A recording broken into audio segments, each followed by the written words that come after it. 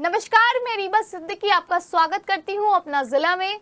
आइए नजर डालते हैं अब तक की हेडलाइंस पर। इलेक्ट्रीशियन और प्लम्बर ही निकले लूट के मास्टरमाइंड, संयुक्त विकास आयुक्त के घर लूट का प्रयास करने वाले 8 गिरफ्तार। दौराला के दिल्ली देहरादून हाईवे पर 8 वर्षीय मासूम की मौत, ट्रैक्टर ट्रॉली अनियंत्रित होने से हुआ हादसा। मेरठ नगर निगम के 2 खाते सीज, यूपी प्रदूषण नियंत्रण बोर्ड ने लगाया 24 लाख से ज्यादा का जुर्माना, फाइल दबाकर बैठ गए प्रभारी नगर स्वास्थ्य अधिकारी डॉक्टर हरपाल सिंह, लापरवाही पड़ी भारी। और संपूर्ण समाधान दिवस में अधिकारियों ने सुनी फरियादें, कई शिकायतों का मौके पर ही किया निस्तारण, कई समस्याओं के निस्तारण के लिए संबंधित अधिकारियों को दिए निर्देश। और अब खबरें विस्तार से। 15 अप्रैल को मेडिकल थाना क्षेत्र की तक्षशिला कॉलोनी में संयुक्त विकास आयुक्त के घर हुए लूट के प्रयास में 8 आरोपियों को मेडिकल थाना पुलिस और स्वाट टीम ने गिरफ्तार किया है। एसपी सिटी आयुष विक्रम सिंह और एसपी क्राइम अवनीश कुमार ने इस पूरी लूट के प्रयास की वारदात का प्रेस कॉन्फ्रेंस कर खुलासा किया। लूट की वारदात को अंजाम देने वाले कोई और नहीं बल्कि घर के इलेक्ट्रीशियन और प्लम्बर ही मास्टरमाइंड थे।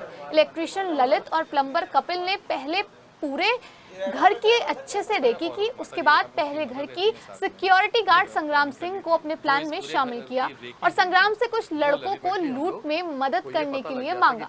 इस पूरे खेल में 11 लोग शामिल थे, जिसमें electrician Lalit, plumber Kapil, security guard संग्राम के अलावा पहले जेल जा चुके मनीष ठाकुर, अमर सिंह, गौरव कुमार, विक्की उर्फ विकास भाटी, हर्ष सोलंकी, कल्लू उर्फ कुलदीप, रवि जाटव, कृणाल उर्फ कुलदीप हैं।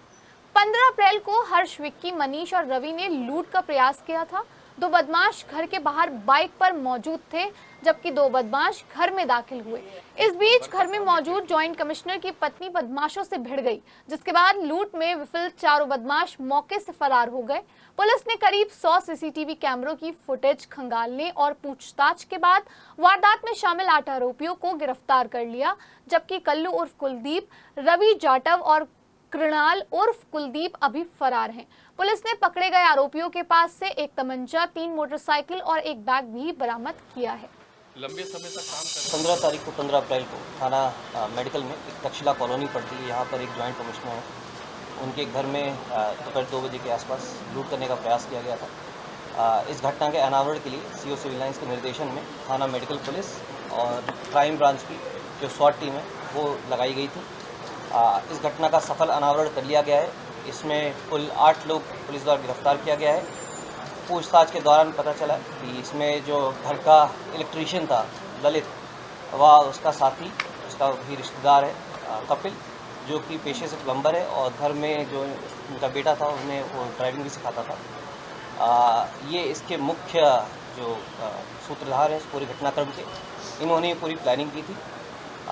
इन लोगों ने करीब 2.5 महीने पहले ये अपने कुछ साथियों के साथ, जैसे जो संग्राम है, अमर, गौरव, इन लोगों के साथ मिलकर इसने बताया कि इस घर में जो जॉइंट कमिश्नर हैं उनके घर में पैसा हो सकता है, क्योंकि इन्होंने रिसेंटली में भी एक मकान बनाया था, जो अभी प्रेजेंट मकान है, तो इन्हें आशंका हुई कि यहाँ पे 10-15 करोड़ रुपए जो इन्होंने आशंका लगाई थी हो सकते हैं। इस प्लानिंग के तहत इन लोगों ने संग्राम से संपर्क किया। संग्राम ने अमर को बुलाया और उसके बाद जो अमर है, इन लोगों ने मनीष जो व्यक्ति है जो पहले जेल जा चुका है, उससे कुछ लड़के मांगे इस घटना को अंजाम देने के लिए। 2.5 महीने पहले इन्होंने रेकी की। इसके बाद 21 मार्च को ये लोग रेकी करने आए थे बाइक से। रेकी करने के बाद इनका प्लान 22 मार्च को सुबह इस घटना को अंजाम देने के लिए था, परंतु किसी कारणवश मनीष का फ़ोन नहीं उठा, उसने पिक नहीं किया, उससे उस दिन घटना को अंजाम नहीं दे पाए। उसके बाद पुनः ये लोग 26 मार्च को आते हैं, पीवीएस मॉल के पास दोबारा एकत्रित होते हैं। वहाँ पे शाम के समय प्लानिंग करते हैं कि इस घटना को कैसे कैसे अंजाम दिया जाएगा। उसके बाद फिर 15 अप्रैल को दोपहर में 2:15 पर ये लोग पास में ही एक फील्ड है, वहाँ पे एकत्रित होते हैं, जिसमें मनीष, विक्की और का हर्ष सोलंकी और ये विक्की, हर्ष सोलंकी, मनीष और कुणाल, 4 लोग हैं।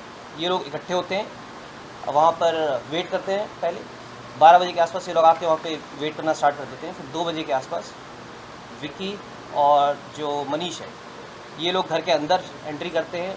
ये लोग कुरियर बॉय बनकर कि हमने आपका कुरियर लाया, इनका नाम बताते हैं, नाम कुछ होगा, ये लोग घर में एंट्री करके फोर्सफुल एंट्री करते हैं। उसमें जो तमंचा था, इसके पास था, तमंचा लेके एंट्री की थी। बाहर हर्ष और कुणाल वेट कर रहे होते हैं कि जैसे ही अगर कोई आएगा तो उनको सूचित कर देंगे। लेकिन वहाँ पे इनका ये जो प्लान था फेल हो जाता है, क्योंकि वो उसमें जो जैसा बताया गया घर के अंदर से उन्होंने वो अपने आपको कमरे में उनके बेटे ने बंद कर लिया था, और जो उनकी वाइफ उन्होंने इसको मनीष को हाथ पे काटा भी था। इसके बाद ये लोग घबरा गए, वहाँ से ये लोग वहाँ से फरार हो गए बाइक पर बैठ के। 2 लोग बाइक पर बैठ के फरार हुए, 2 लोग बस से फरार हो गए थे। इसमें 100 से अधिक कैमरे पुलिस द्वारा खंगाले गए थे। कुल 3 टीमें लगाई गई थी पुलिस की, स्वाट टीम और थाना मेडिकल पुलिस की टीम लगाई गई थी। और जैसे मैंने बताया, इसमें टोटल 8 लोग गिरफ्तार किए जा चुके हैं। 3 अन्य लोग अभी जो अभियुक्त हैं, रवि और कल्लू और कुलदीप, ये 3 लोग अभी फरार चल रहे हैं। इनके लिए पुलिस की 2 टीमें लगाई गई हैं, इन्हें जल्द ही गिरफ्तार किया जाएगा। फिलहाल इन सभी को माननीय न्यायालय के सामने पेश कर आवश्यक विधिक कार्रवाई की जाए। दौराला थाना क्षेत्र के दिल्ली देहरादून हाईवे पर शनिवार देर रात मुजफ्फरनगर की तरफ से आ रही ईंटों से भरी ट्रैक्टर ट्रॉली के ऊपर बैठे 8 वर्षीय मासूम के नीचे गिरने से मौत हो गई। यह हादसा तब हुआ जब वंश अपने पिता अमित के साथ मुजफ्फरनगर से मेरठ आ रहा था। उसके पिता अमित ट्रैक्टर चला रहे थे और वे ट्रॉली में ईंटों के ऊपर बैठा था। अचानक से ट्रैक्टर ट्रॉली अनियंत्रित हो गई, जिसके बाद नीचे गिरने से वंश की मौत हो गई। वहीं घटना की जानकारी मिलते ही मौके पर पहुंची पुलिस ने दौराला सिवाया टोल प्लाजा की एम्बुलेंस की मदद से वंश के शव को मोर्चरी के लिए भिजवा दिया। बताया जा रहा है कि मृतक वंश मुजफ्फरनगर थाना क्षेत्र के रतनपुरा का रहने वाला था।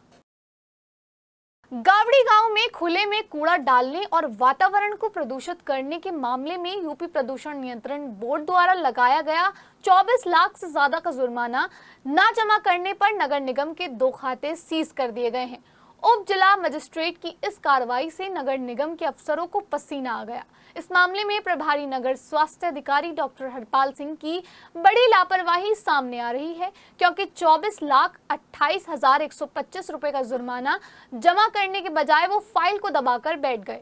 ऐसा किसके कहने पर किया गया, ये जांच का विषय है। दरअसल पर्यावरण प्रेमी नवीन प्रधान ने 2017 में गावड़ी गांव में मेरठ नगर निगम की लापरवाही और खुले में पड़े कूड़े से हो रहे पर्यावरण प्रदूषण को लेकर एनजीटी का दरवाजा खटखटाया था।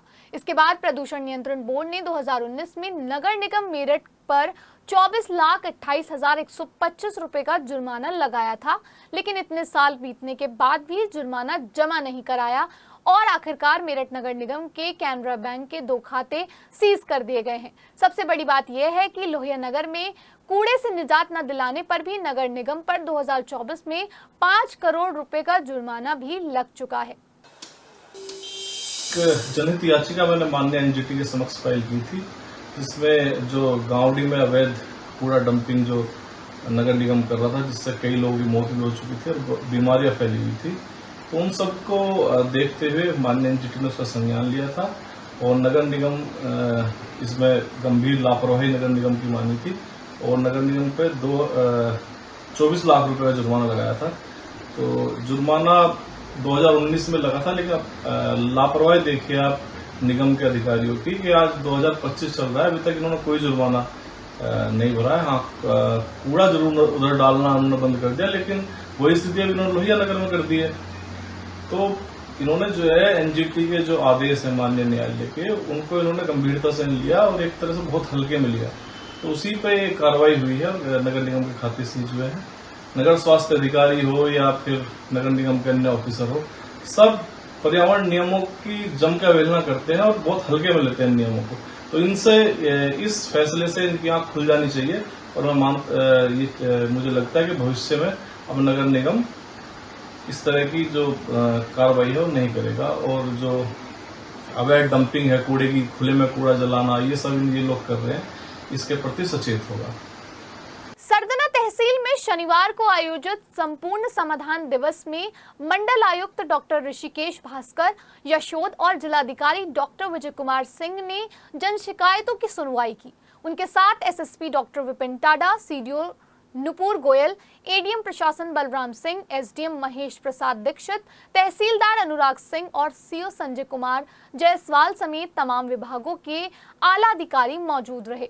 समाधान दिवस पे 112 शिकायतें पंजीकृत की गईं।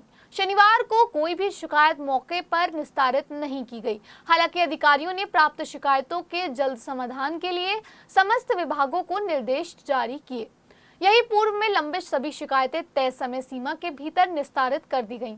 अधिकारियों ने समाधान दिवस में आए फरियादियों को उनकी शिकायतों के शीघ्र समाधान का आश्वासन दिया है।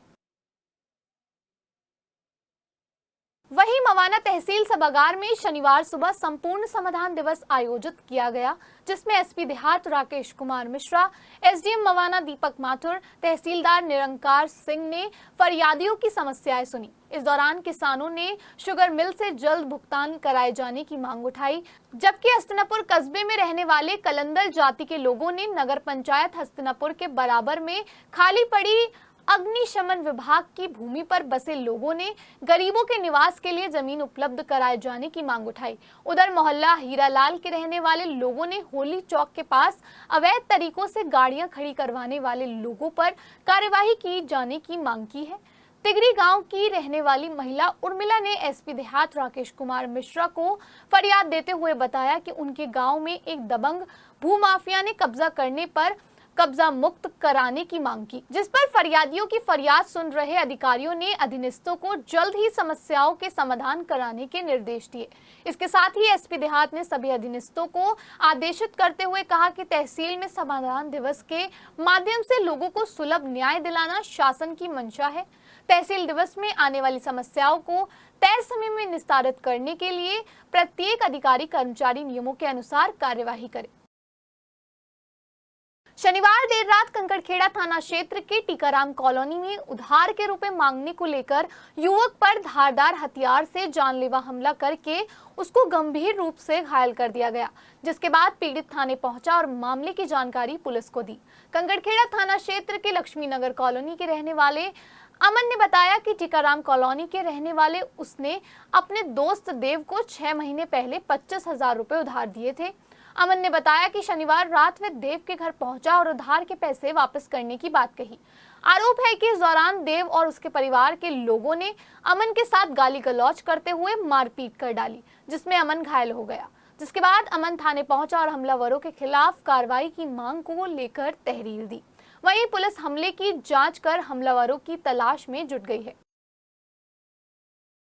कचहरी के पुल पर अवैध रूप से बनी दुकानों को हटाने का आदेश नगर निगम अधिकारियों ने दे दिया है, जिसके चलते कार्रवाई के डर से दुकानदारों में हड़कंप मचा हुआ है। वहीं इस मामले की जानकारी मिलते ही कैंट विधायक अमित अग्रवाल मौके पर पहुंचे और दुकानदारों से बातचीत की। दरअसल पिछले काफी सालों से मेरठ कचहरी के आसपास दर्जनों दुकानें बनी हुई हैं, जो अवैध रूप से बनाई गई हैं। हालांकि नगर निगम की टीम हर बार इन दुकानों को पुलिस की सहायता से हटा देती है, लेकिन कुछ समय बाद ही दुकानदार फिर से अपनी दुकानें लगाकर बैठ जाते हैं, जिसको देखते हुए नगर निगम के कर्मचारी कचहरी पहुंचे और यहां दुकान लगा रहे लोगों से दुकानों को हटाने की बात की, जिसके चलते दुकानदारों में हड़कंप मच गया। वहीं शनिवार को भाजपा से कैंट विधायक अमित अग्रवाल मौके पर पहुंचे और दुकानदारों से बातचीत की। इस दौरान दुकानदारों ने कैंट विधायक अमित अग्रवाल से दुकानों को नहीं हटवाने की गुहार लगाई। समाजवादी पार्टी और कांग्रेस पार्टी के पदाधिकारियों ने जेलचुंगी स्थित सपा कार्यालय में संयुक्त रूप से प्रेस कॉन्फ्रेंस करते हुए मुजफ्फरनगर में भारतीय किसान यूनियन के राष्ट्रीय प्रवक्ता राकेश टिकैत के साथ हुई धक्का मुक्की और अभद्रता को किसान, मजदूरों और नौजवानों का अपमान बताया। सपा जिलाध्यक्ष विपिन चौधरी ने कहा कि किसी भी कीमत पर विपक्ष की आवाज को दबने नहीं देंगे। उन्होंने कहा कि मुजफ्फरनगर महापंचायत में जो भी फैसला लिया जाएगा वो सभी के लिए सर्वोपरि होगा और जिन लोगों ने राकेश टिकैत के साथ अभद्रता की है उनके खिलाफ कठोर से कठोर कार्रवाई के लिए पुरजोर आवाज उठाई जाएगी। विपक्ष की मजबूरी बन गई है सड़कों पे उतरना, अपने लहू का आखिरी कतरा विपक्ष के लिए सही रोल अदा करने के लिए निछावर कर देना। जो कल किसानों के वरिष्ठ नेता, जाट समाज की पहचान, यूनियन की पहचान स्वर्गीय महेंद्र सिंह टिकैत के पुत्र राकेश टिकैत जी जो एक मीटिंग मुजफ्फरनगर टाउन हॉल में गए थे, जो देशभक्ति के लिए रखी गई थी, क्या ये नागपुर की मानसिकता के आदमी अब हम सब लोगों को देशभक्ति सिखाना चाहते हैं? हिंदुस्तानियों के तो दिलो दिमाग में देशभक्ति जन्म से ही पैदा हो जाती है। हर आदमी आज पहलगाम का बदला चाहता है। हर आदमी आज लहू का अपना आखिरी कतरा इंसाफ की लड़ाई के लिए देना चाहता है। और इसी भावना से माननीय राकेश टिकैत जी निमंत्रण में मीटिंग पे गए थे, लेकिन कुछ नागपुर के मानसिकता वाले लोगों ने उनके दुबार किया, पगड़ी उछालने की कोशिश की। हम समस्त विपक्षी दल एकता के साथ इस लड़ाई को आगे बढ़ाएंगे। जो निर्णय आज मुजफ्फरनगर की महापंचायत में होगा, कांग्रेस और समाजवादी पार्टी कंधे से कंधा मिला के उनके साथ रहेगी और जैसे भी आदेश होगा, चाहे मर जाए या मार दिया जाए, लेकिन हम विपक्ष का रोल बखूबी अदा करेंगे।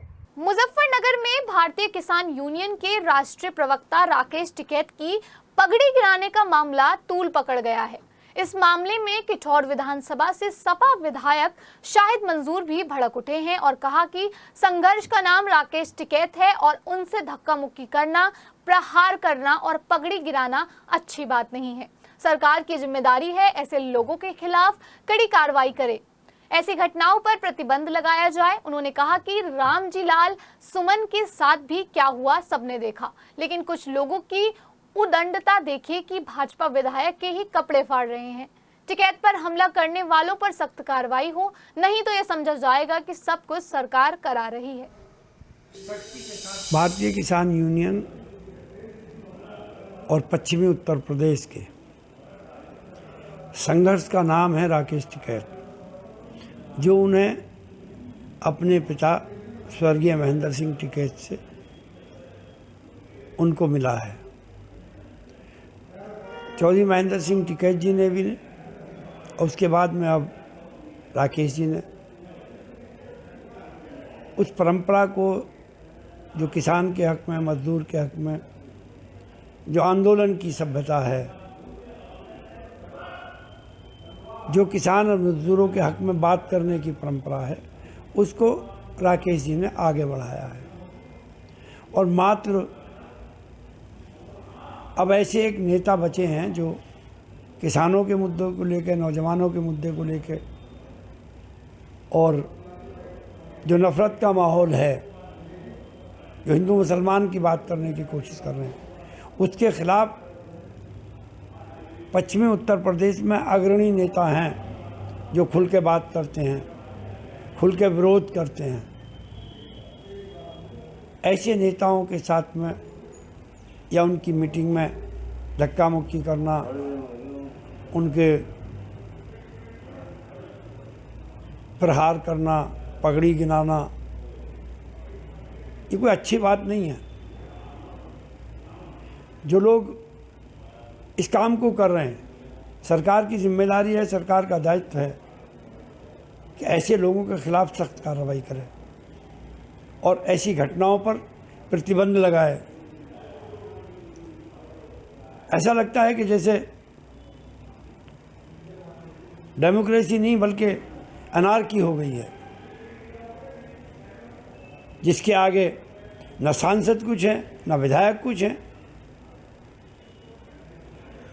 चलो, रामजी लाल सुमन जी तो समाजवादी पार्टी के बड़े नेता हैं, सांसद हैं, उनके खिलाफ कार्रवाई हो जाए, उनके खिलाफ जो कुछ कर रहे हैं वो करें। ये तो भारतीय जनता पार्टी के विधायकों को भी नहीं छोड़े। मैंने कई जगह देखा है कि भारतीय जनता पार्टी के विधायक ही भारतीय जनता पार्टी के लोगों और उन उद्दंडता के जो भरे हुए लोग हैं उनके खिलाफ अपने विधायकों को कर रहे हैं, उन्हीं के कपड़े फाड़ रहे हैं। ऐसी जो घटनाएं हैं, इन घटनाओं पर या तो सरकार प्रतिबंध लगाए, ऐसों के खिलाफ कार्रवाई करे, और अगर नहीं करती है तो ये समझा जाएगा सरकारी करा रही। रोहटा थाना क्षेत्र में शनिवार को चिंदौड़ी गांव के रहने वाले 36 वर्षीय बालेंद्र की मौत की गुत्थी फिलहाल पुलिस सुलझाने में लगी हुई है। हालांकि इस मामले में पुलिस कई तथ्यों पर जांच कर रही है, जबकि पुलिस को पोस्टमार्टम रिपोर्ट के आने का भी इंतजार है, जिसके बाद सारी स्थिति स्पष्ट हो जाएगी। दरअसल शनिवार को पुलिस को सूचना मिली थी कि रोहटा के जंगल में एक युवक का शव पेड़ से लटक रहा है, जिसके बाद पुलिस मौके पर पहुंची तो देखा कि युवक का शव पेड़ पर लटका हुआ था और गले में फांसी का फंदा था। घटना के बाद पुलिस ने शव का पंचनामा भरकर पोस्टमार्टम के लिए भेज दिया। पुलिस के अनुसार बालेंद्र ने फांसी लगाकर जान दी है या फिर उसकी हत्या करके शव को पेड़ पर लटकाया गया है, इसकी जांच की जा रही है। बाकी पोस्टमार्टम रिपोर्ट आने के बाद मामले का खुलासा होगा।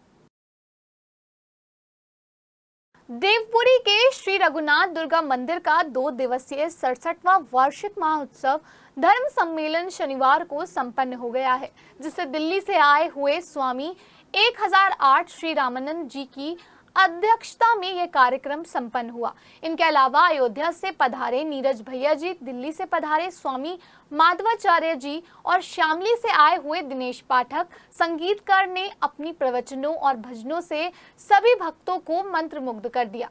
मंदिर के प्रधान अशोक सेठी ने अपनी समस्त मंदिर की कार्यकारिणी और मंदिर के सहयोगियों के साथ इस कार्यक्रम को संपन्न करने में विशेष योगदान दिया और इस कार्यक्रम में विशेष रूप से सभी संतों की सेवा में अमलजीत पिंकी चिन्योटी ने सपरिवार सभी संतों को सम्मान किया और उनका आशीर्वाद प्राप्त किया।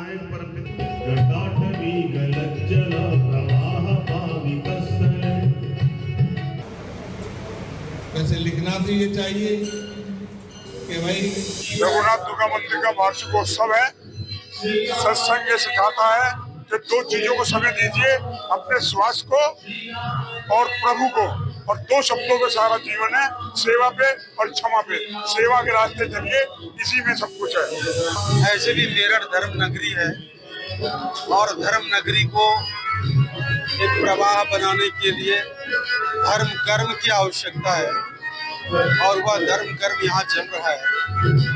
मैं बहुत आनंदित हुआ। यहाँ के भाई बहनों की सज्जनता, श्रद्धा और विश्वास, संत महात्माओं के प्रति समर्पण देखकर हृदय बहुत प्रसन्न हुआ। हमारे मंदिर में हर साल जो है वार्षिक महोत्सव मनाया जाता है। अब ये जो हमारा चल रहा है 2 मई और 3 मई का 67वां वार्षिक महोत्सव धर्म सम्मेलन, जिसमें बहुत दूर दूर के संत महात्मा यहाँ पर आए हुए हैं। स्वामी रामानंद जी महाराज दिल्ली से पधारे हैं और भजन गायक दिनेश पाठक जी शामली से पधारे हैं और स्वामी माधवाचार्य जी दिल्ली से पधारे हैं। नीरज जी आए हैं अयोध्या से, नीरज भैया जी अयोध्या से रामकथा सुनाते हैं और हमारे समस्त कार्यकारिणी के सभी सदस्य इस कार्यक्रम को बहुत अच्छी तरह से पूर्णता की ओर आज ले जा रहे हैं। श्री रघुनाथ दुर्गा मंदिर देवपुरी, हमारे मंदिर प्रांगण के अंदर सालाना सम्मेलन होता है जो हर वर्ष की भांति होता है। ये बड़े ही उत्साह के साथ मनाया जाता है। इसके अंदर बड़े बड़े विद्वान लोग आकर के कथा प्रवचन आदि करते हैं और ये बड़े लोगों के साथ मनाया जाता है और यहाँ पर बड़े ही दूर दूर से लोग आते हैं। आज 67वां वार्षिक सम्मेलन चल रहा है, जिसमें बहुत दूर दूर से महाराज लोग आए हैं। महामंडलेश्वर श्री रामानंद जी, जिनसे अभी आप सुन रहे थे, अयोध्या में राम कथा के प्रारंभ करते हैं और ये पधारे हैं, माधव जी पधारे हैं। आज ये जो है सभापति इस सभा के हमारे पिंकी चिन्योटी जी हैं, जिन्होंने पूरा स्वागत किया और इस कमेटी को जोर प्रज्वलित करके आज की सभा को संबोधित किया। अपना जिला में आज इतना ही। फिलहाल हमें दीजिए इजाजत। नमस्कार।